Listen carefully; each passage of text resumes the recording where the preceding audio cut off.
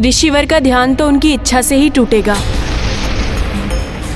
उचित है कि तुम प्रतीक्षा करो और मुझे अपने कार्य करने दो।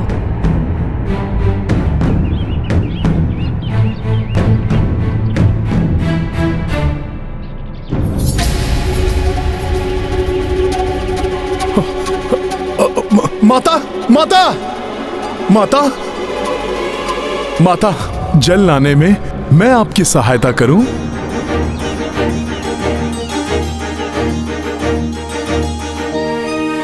जिससे कि मैं उतने समय में ऋषिवर की कथा भी सुन सकूं। कदाचित ऋषिवर की कथा सुनने से ही कोई ऐसा उपाय मिल जाए जिससे कि मैं इन्हें ध्यान से उठाकर शीघ्र अतिशीघ्र अयोध्या लेकर जा सकूं। गंगे च यमुने चैव गोदावरी सरस्वती नर्मदे सिंधु कावेरी जलेस्मिन् सन्निधिं कुरु। गंगे च यमुने चैव गोदावरी सरस्वती नर्मदे सिंधु कावेरी जलेस्मिन् सन्निधिं कुरु। अब शीघ्र ही पूर्ण सज्जित किया जाए अश्व को।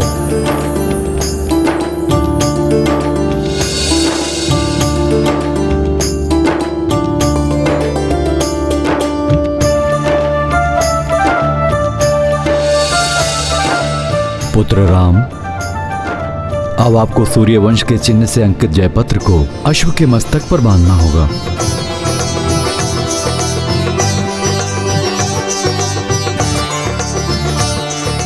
अश्व तो अब दिग्विजय यात्रा के लिए पूर्णतया सज्जित हो गया है, किंतु ऋषिवर च्यवन आने वाले हैं, इसलिए हवन आदि और आगे की विधि उनके अनुसार हो तो उचित है। किंतु यदि हनुमान महर्षि च्यवन को मनाने में असफल रहे तो कहीं उनकी प्रतीक्षा करते करते शुभ मुहूर्त का समय ना निकल जाए। हमने सदैव हनुमान पर विश्वास किया है और उन्होंने सदैव हमारे विश्वास की लाज रखी है। हनुमान आज भी असफल नहीं होंगे।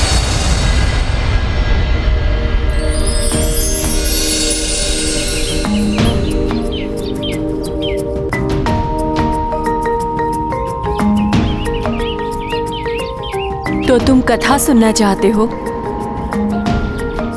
कहां से आरंभ करूं?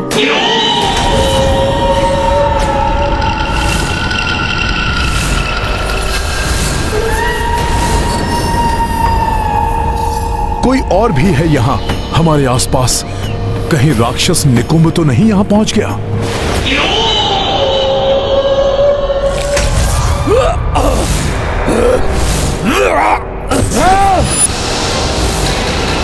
अवश्य ही ये च्यवन ऋषि के तप की ऊर्जा है जो इस क्षेत्र की रक्षा कर रही है। ऋषि, ऐसे ही नहीं जाने दूंगा मैं तुम्हें, और अधिक शक्ति का संचय करके आऊंगा मैं। हनुमान, प्रतीत हो रहा है कि तुम्हें आसपास किसी दुष्ट शक्ति का आभास हो रहा है। हाँ माता, कोई तो दुष्ट आत्मा है यहाँ। उसकी चिंता तुम मत करो हनुमान। ऋषिवर के तपोबल के प्रभाव से कोई भी दुष्ट आत्मा यहाँ नहीं आ सकती। तब तो ऋषिवर के विषय में जानना बहुत आवश्यक है मेरे लिए। कदाचित मेरी समस्या का हल वहीं से निकल आए। उचित है हनुमान। तो सुनो, बहुत समय पूर्व की बात है। ऋषिवर च्यवन कठोर तप में लीन थे। दिन बीते, मास बीते और फिर वर्ष।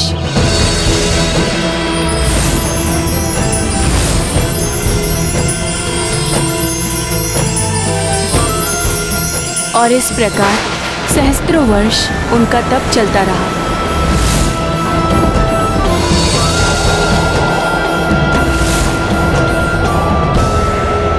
समय के साथ ही उनके तप का तेज इतना अधिक बढ़ गया था कि उनके नेत्रों से प्रज्वलित ऊर्जा निकलने लगी।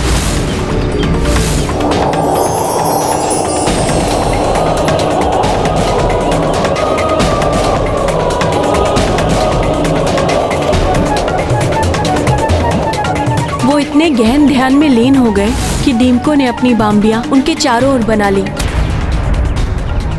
फिर भी उनकी तपस्या अनवरत चलती रही। उनके तप की तरंगे संपूर्ण वातावरण को प्रभावित कर रही थी उनके नेत्रों से निकलने वाली प्रज्वलित ऊर्जा बाम्बी के छिद्रों से बाहर निकलकर कौतूहल जगा रही थी। उन्हीं दिनों तीर्थ यात्रा पर अपनी पुत्री सुकन्या एवं सेना के साथ निकले हुए मनुपुत्र राजा शर्यार्थी ने नर्मदा नदी के किनारे पड़ाव डाला। वहीं निकट के वन में ऋषि च्यवन तप में लीन थे। उनके तप की तरंगों के प्रभाव से आकृष्ट होकर सुकन्या अपनी सखियों के साथ उस ओर निकल पड़ी।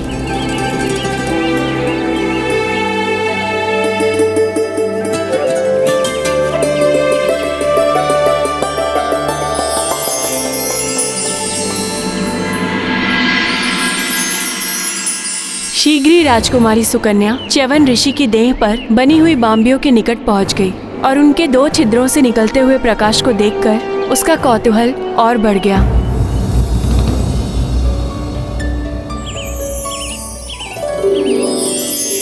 कितनी विचित्र है ये दीमकों की बाम्बी, और इन छिद्रों से निकलते हुए प्रकाश को देखकर ऐसा प्रतीत होता है जैसे इसके भीतर कोई प्रकाश पुंज हो। मैं देखती हूँ कि ये प्रकाश पुंज है क्या। सुकन्या को भय तो लग रहा था, किंतु कौतूहलवश उसने एक तीक्ष्ण तृण को उठाया और बाम्बी के निकट पहुंच गई। तीक्ष्ण तृण? ऐसा कौतूहल तो संकट का कारण बन सकता था माता। हाँ हनुमान, सत्य से अनभिज्ञ राजकुमारी सुकन्या ने कौतूहलवश उस तीक्ष्ण तृण को बाम्बी के छिद्र में ढोक दिया। माता, कौतूहल तो वैसे अच्छा है, क्योंकि कौतूहल ही नवीन ज्ञान अर्जित करने के लिए प्रेरित करता है। किंतु कौतूहलवश असावधानी से किया गया कार्य कभी कभी घातक भी बन जाता है।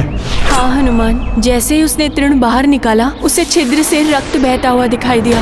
भयाक्रांत हो गई वो। उसे विश्वास ही नहीं हो रहा था कि वो ऐसी भूल कर बैठी है। तभी एक घायल ऋषिवर को बाम्बी से निकलते हुए देखकर भयभीत सुकन्या अपनी सखियों के संग वहाँ से भाग निकली। राजकुमारी सुकन्या, ये तो कोई ऋषि है, चलिए यहाँ से।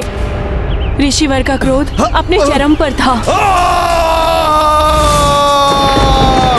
राजकुमारी सुकन्या, मेरी सहस्त्रों वर्षों की तपस्या भंग कर दी तुमने, और ये संसार देखता रह गया। इस अपकृत्य का दंड तुम ही नहीं, समस्त सृष्टि भोगेगी।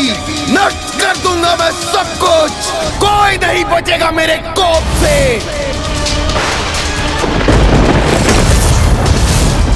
ये तो बहुत ही बुरा हुआ माता। ऋषिवर के क्रोध का ऐसा झंझावात उठा कि सृष्टि के पंचभूत तत्व भी असंतुलित हो उठे। वायु महाप्रचंड वेग से सब कुछ उड़ाने लगी।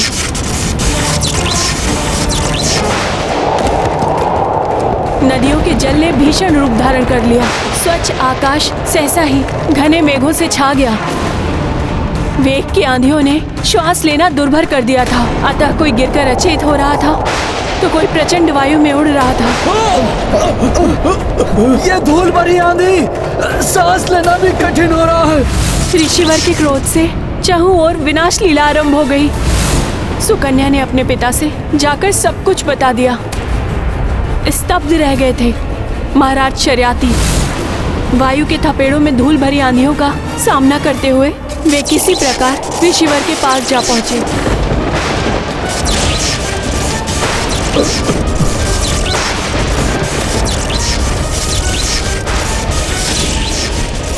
क्षमा ऋषिवर, क्षमा।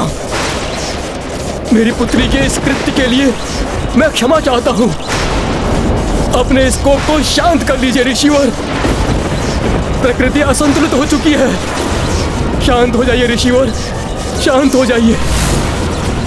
महाराज शर्याती की क्षमा याचना का ऋषि के कोप पर कोई प्रभाव नहीं पड़ा और उसे देखकर सुकन्या भी उनके चरणों में गिर पड़ी।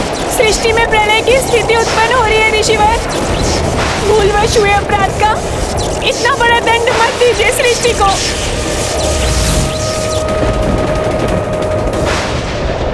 भूलवश किया गया हो या जानते हुए, अपराध अपराध होता है। और अपराधी को दंड मिलना चाहिए।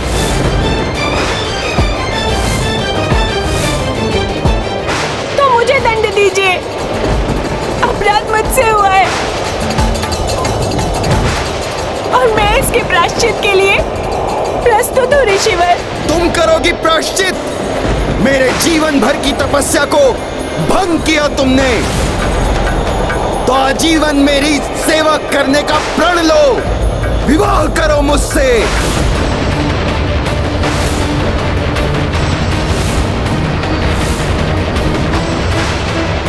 नहीं नहीं, मेरी पुत्री सुकुमारी है और आप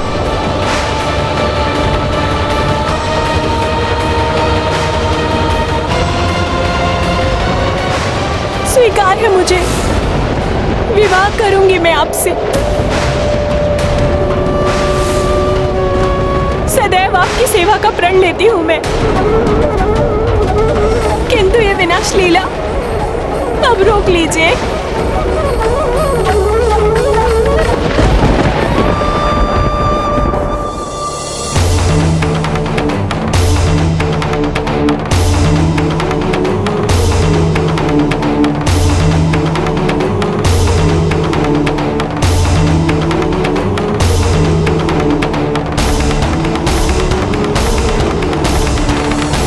ये तो अनुचित था माता।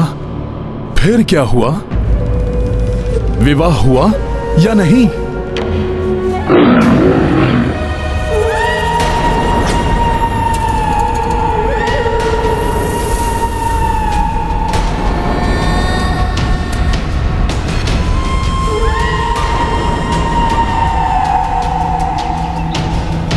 ये ध्वनि अवश्य ही कोई तो है यहां।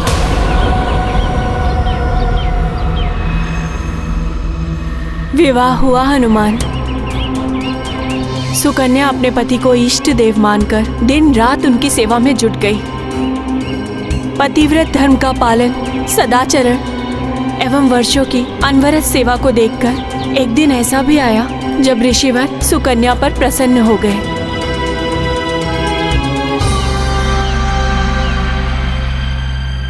सुकन्या, तुमने श्रेष्ठ धर्म पालन एवं निस्वार्थ सेवा से मुझे प्रसन्न कर दिया, किंतु मुझे दुख है, मैंने तुम्हें ऐसा दंड दिया जो कोई भी सुकुमारी स्वीकार नहीं करती। तुम सुंदर तरुणी और मैं एक नेत्र वाला कृशकाय वृद्ध। किसी प्रकार मेरा नेत्र मुझे वापस मिल जाता, मेरी युवा अवस्था लौट आती, तो मैं तुम्हें वो सुख दे पाता जो तुमने मुझे अपनी सेवा से दिया है। ऐसा संभव है ऋषिवर? प्रणाम ऋषिवर। प्रणाम माते। आप? मैं अश्विनी कुमार हूं ऋषिवर, पिताश्री सूर्यदेव और माता प्रभा का पुत्र। चिकित्सा विज्ञान एवं औषधीय शास्त्र से परिपूर्ण आयुर्वेद का विशेषज्ञ हूं मैं आपको ऐसी औषधि प्रदान कर सकता हूं जिससे आपका एक नेत्र एवं आपका यौवन लौट आएगा और आप मुझसे भी अधिक सुंदर और हृष्टपुष्ट दिखाई देने लगेंगे। किंतु प्रतिफल स्वरूप पहले आपको यज्ञ में अन्य देवताओं की भांति मेरे लिए भी हविष्य अर्पण करना होगा, जिससे कि मैं भी देवताओं की पंक्ति में बैठने का अधिकारी बन सकूं।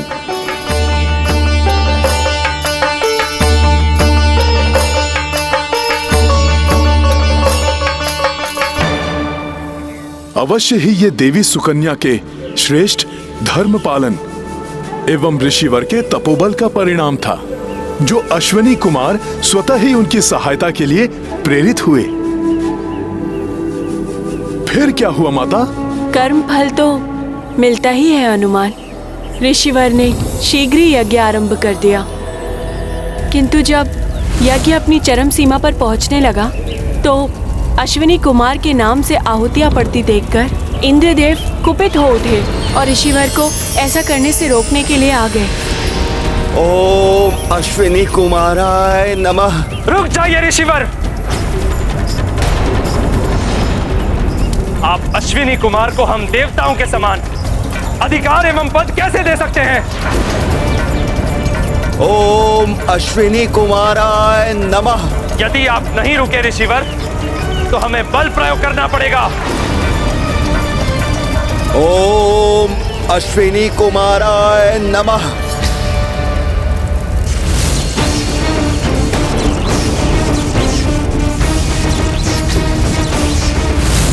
ओम अश्विनी कुमाराय नमः। आप ऐसे नहीं रुकेंगे ऋषिवर।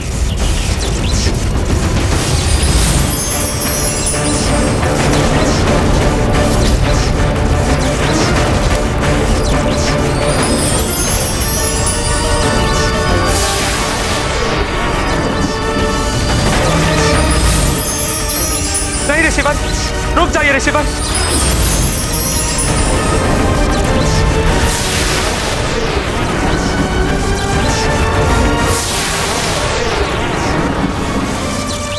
क्षमा ऋषिवर च्यवन, क्षमा। रोक लीजिए अपने कोप को। मैं वचन देता हूं कि आपकी इच्छा अनुसार अब से अश्विनी कुमार को हम देवताओं के समान ही वे सम्मान और भविष्य के अधिकारी होंगे।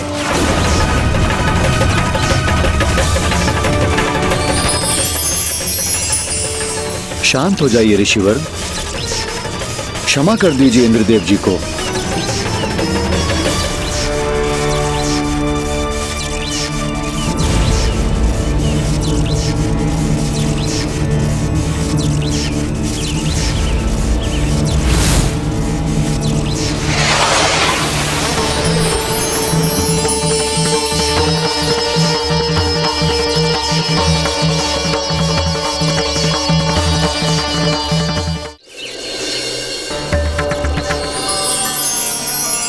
आपने मुझे देवताओं के समान अधिकार दिलाए। आपको धन्यवाद ऋषिवर। अब आप ये औषधि स्वीकार कीजिए। इसके सेवन से आपकी दृष्टि लौट आएगी और आप पुनः युवावस्था को प्राप्त हो जाएंगे।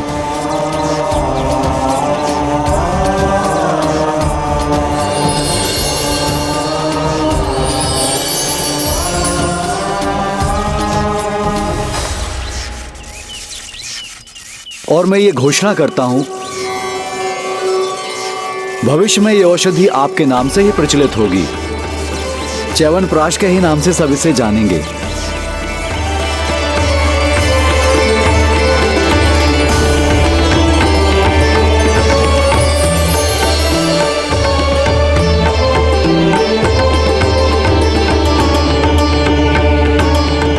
तत्पश्चात उस औषधि के प्रभाव से ऋषिवर के नेत्र वापस आ गए और ऋषिवर एवं सुकन्या दोनों का यौवन पुनः वापस आ गया।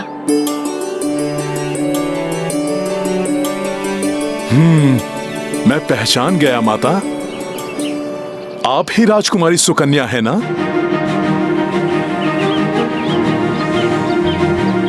माता, आप दोनों की कथा से मुझे इतना तो ज्ञात हो गया है कि ऋषिवर मात्र शीघ्र कुपित ही नहीं होते, अपितु वो भावुक भी हैं, न्याय भी करते हैं। हो सकता है इन्हीं सब के मध्य से ऋषिवर को ध्यान से जागृत करने का कोई उपाय निकल आए। हाँ हनुमान, लक्ष्य को ध्यान में रखकर निरंतर आगे बढ़ने वाला ही लक्ष्य को प्राप्त कर सकता है।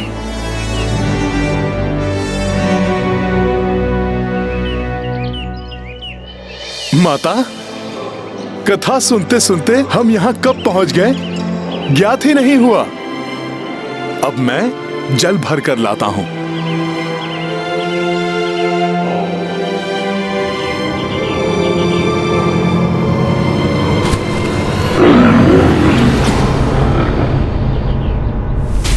कहीं कोई दिखाई नहीं दे रहा है। कदाचित कोई वन्य जीव हो।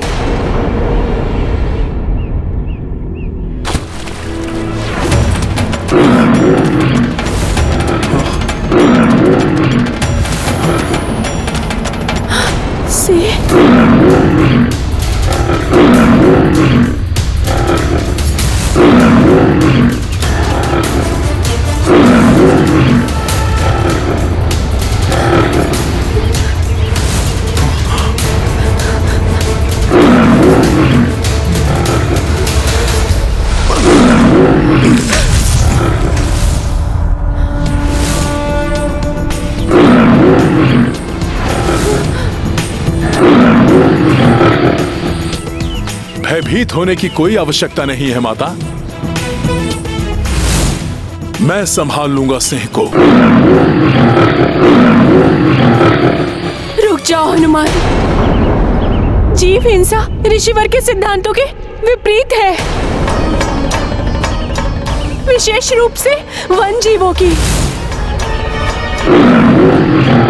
हिंसा के वो पूर्णता विरुद्ध है, इसलिए तुम इस सिंह को आहत मत करना।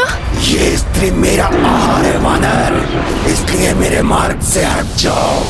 मैं बहुत भूखा हूँ। ऋषिवर च्यवन के सिद्धांतों के अनुसार मैं तुम्हें आहत नहीं करूंगा वनराज, किंतु तुम्हें माता को भी आहत नहीं करने दे सकता।